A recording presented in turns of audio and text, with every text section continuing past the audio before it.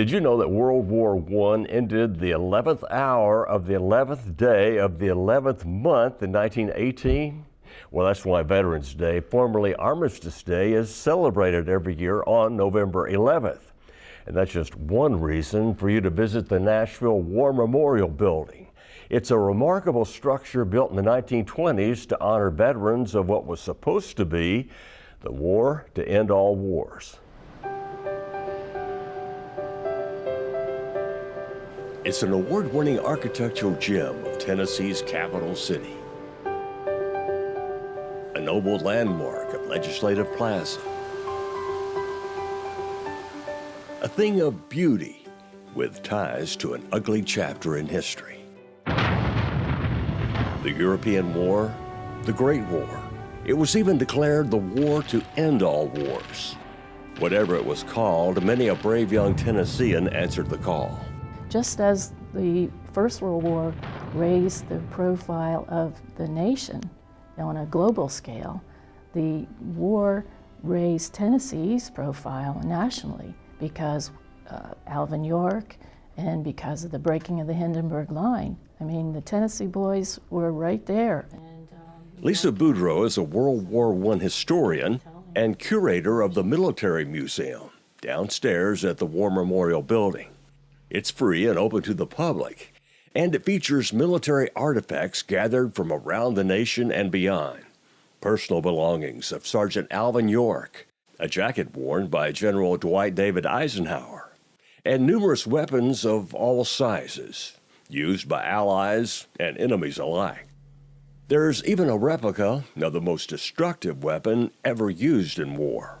She was quite a mover and shaker. The movement to build a permanent war memorial building was led by a group of progressive and very determined Nashville women, and their efforts paid off. In 1925, the landmark structure was dedicated, and the architect, Edward Doherty, received the coveted Gold Medal Award for his work. Other architects and artists contributed to its style and near-perfect acoustics. Today, this classic room proudly retains its timeless beauty. The ceiling is really one of the most beautiful ceilings you'll see anywhere. This Art Deco inlay is just absolutely beautiful. When people walk in, they just can't get over that. This is the speech that he gave that day. That's TPAC's Chief Operating Officer, Brent Himes, who tirelessly gathers and shares the auditorium's rich history through words and pictures, like this one of Belle Kinney, the artist responsible for the famous gilded bronze statue of Victory in the courtyard. And he represents each of the military forces of World War I. So he is holding the winged Nike in his left hand, which represents the Air Forces. In his right hand, he's holding a wreath and a sword, which represents the ground forces, the Army, and his left foot rests on the prow of a vessel, which represents the Sea Forces of the Navy. In 1929, bronze plaques were placed on the outside walls.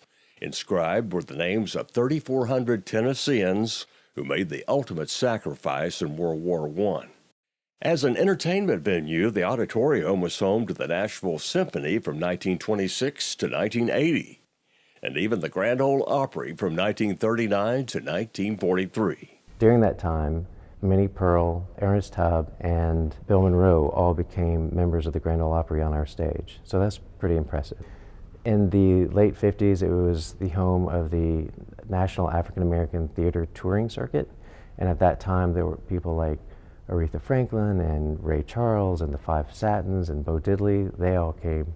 Through the years, it's always been really a wide array of talent. From David Bowie to Lady Gaga, the auditorium has been filled with the music of contemporary stars,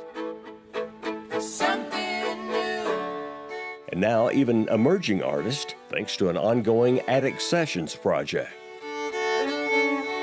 Backstage dressing rooms have been remodeled with special themes like the Alvin York Room, celebrating military and political history. We have a Roy Acuff suite, which represents the Opry years, and it's the Star Suite. We also have the Belle Kinney Room, which represents some of the more architectural history, and Belle Kinney is just a phenomenal, under-celebrated Tennessee sculpture artist. It has become a place of collective memory for all of us, for the state, in terms of other wars, and as a place of congregation, I think you would say, a place of memory. And we should be proud of this. What's fun for me is to see the patrons that are coming to shows here stopping, and studying the images that are on the walls, because they're learning about the things that have happened here through the years, and it's exciting to see that revelation come across to them, like this really is a historic place, but we're creating new history every day. As a classic entertainment venue, a shrine to veterans of all wars, and an epicenter of fascinating history, the War Memorial Building will always be a treasure for both Nashville and the state of Tennessee.